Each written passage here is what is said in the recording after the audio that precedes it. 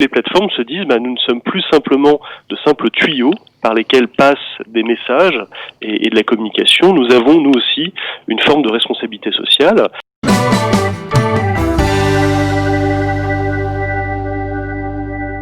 C'est parti. Facebook ni d'Instagram à cause des contenus négationnistes et antisémites qu'il partage. Il est définitivement banni, comme c'est le cas depuis 2 semaines sur YouTube. L'ancien humoriste, plusieurs fois condamné pour haine raciale, perd ses principales sources de propagande. Rudi Reichstadt, bonjour. Bonjour. Vous êtes le directeur et fondateur de Conspiracy Watch. Merci d'être en ligne avec nous ce matin pour notre Paris-Jérusalem Judaïque FM Studio Kalita. Rudi Reichstadt, vous suivez de très près le dossier Dieudonné depuis des années. Sans Facebook, Instagram et YouTube, qu'est-ce qu'il perd au niveau propagande ?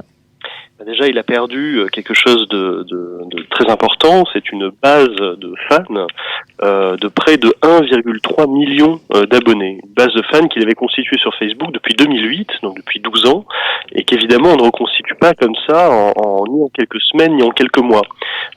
Donc ça, c'est quelque chose d'extrêmement précieux pour lui, puisqu'il s'est rabattu du coup sur une messagerie en ligne sur laquelle il y a moins d'1 millier de membres, qui est une messagerie Telegram. Donc évidemment, c'est un coup très fort porté au pouvoir d'influence de Dieudonné. Mais tout comme d'ailleurs un coup très fort a été porté au pouvoir d'influence d'Alain Soral au début du mois de juillet, avec la suppression de toutes ces chaînes YouTube. C'est-à-dire pas seulement Alain Soral officiel, mais également Contre-Culture, etc. Et aujourd'hui, il est même banni, Alain Soral, de VKontakte, une plateforme, un réseau social russe, qui pourtant est pas connu pour modérer de manière extrêmement tatillonne les contenus à caractère haineux, raciste, antisémite, etc. Donc, toutes ces mesures vont dans le sens d'une forme d'assainissement, en fait, de l'espace public, et on peut que s'en réjouir, en fait. Cathy Choukroun du studio Kalita à Jérusalem vous pose une question, Rudi. Alors Rudi, pourquoi a-t-il fallu attendre si longtemps pour que ça arrive et que Dieudonné soit coupé un peu de ses moyens de communication ?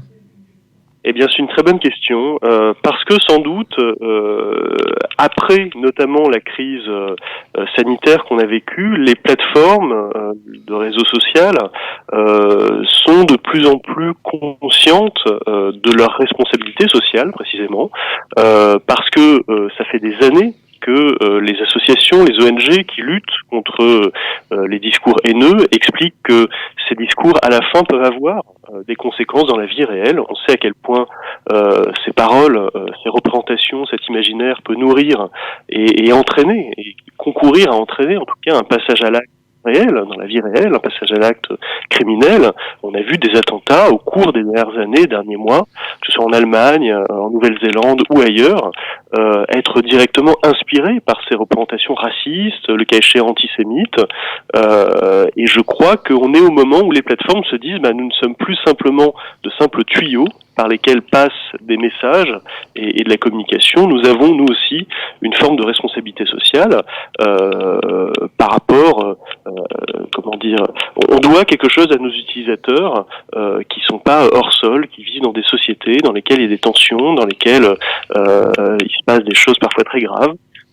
Donc voilà, je pense que on commence commence à s'esquisser une forme de tournant de ce point de vue, même si encore une fois, il aura fallu énormément de temps quand même, et un travail de conviction et de sensibilisation de ces plateformes assez intense.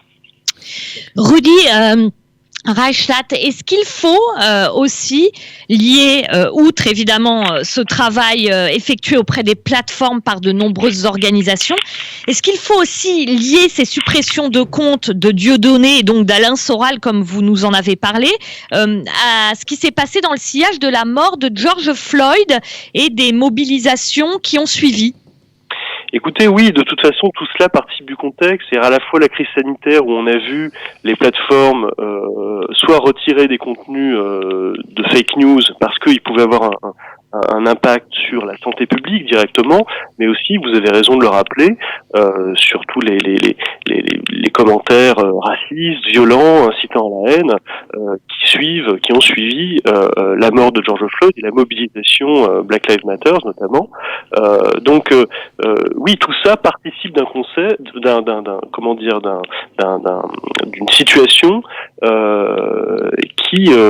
avec laquelle on n'a pas fini, si vous voulez, puisqu'il y a un débat quand même sur la question de savoir si on doit laisser aux plateformes cette responsabilité-là, en gros, de réguler la liberté d'expression. D'une certaine manière, on pourrait estimer que lorsqu'on est sur ces plateformes, on est consentant, elles sont des plateformes privées, on est censé en tout cas respecter leurs règles, comme on doit respecter les règles d'un club. Lorsqu'on intègre ou lorsqu'on rentre, vous savez, dans une discothèque, vous devez respecter un certain nombre de règles, le règlement intérieur, sinon on vous demande de sortir. Mais là c'est pareil.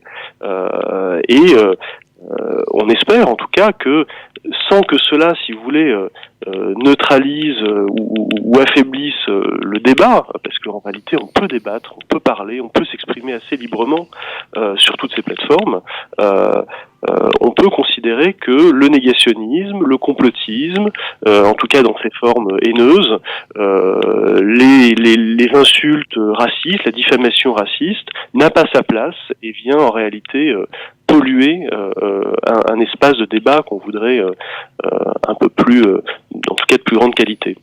Cathy Choukroun du studio Kalita à Jérusalem vous pose une question, Rudy. Alors Rudy, qu'est-ce qui a changé? Parce qu'on se souvient de l'argument de la liberté d'expression qui était, on va dire, qui était montré par tous comme l'argument impossible à démonter, et c'était en raison de cette liberté d'expression qu'on laissait la parole et qu'on laissait les spectacles de Dieudonné se produire. Alors qu'est-ce qui a changé aujourd'hui? Mais vous savez, les spectacles de Dieudonné ne sont pas interdits. Il n'y a pas, dans un régime de liberté, en démocratie, on ne peut pas lancer une interdiction générale sur une personne ou sur ses spectacles. Lorsque un spectacle de Dieudonné, un seul, il faut le rappeler, a été interdit par voie administrative en 2014, c'était parce que ce spectacle contenait, de manière répétée, c'est-à-dire qu'à chaque fois qu'il produisait ce spectacle, il y avait des incitations à la haine d'une très grande violence. Il faut bien s'en souvenir quand même. Une très grande violence avec des appels au meurtre notamment. Ce spectacle-là a été interdit, pas les autres. Il ne s'agit pas d'interdire les autres. Si c'est constitutif d'un délit, eh bien à ce moment-là, les pouvoirs publics doivent prendre la responsabilité. Maintenant, ce qu'il faut dire sur la liberté d'expression, c'est qu'il n'y a pas un pays au monde qui ne régule pas la question des libertés publiques et qui ne fixe pas des limites à l'expression des libertés, y compris les États-Unis. Lorsque vous êtes aux États-Unis, si vous diffamez votre voisin, vous pouvez avoir à en répondre devant la justice. Et c'est tout à fait normal. Simplement, au terme du premier amendement de la Constitution américaine, qui est très souvent brandi comme ça par les défenseurs de liberté d'expression, eh bien, on peut effectivement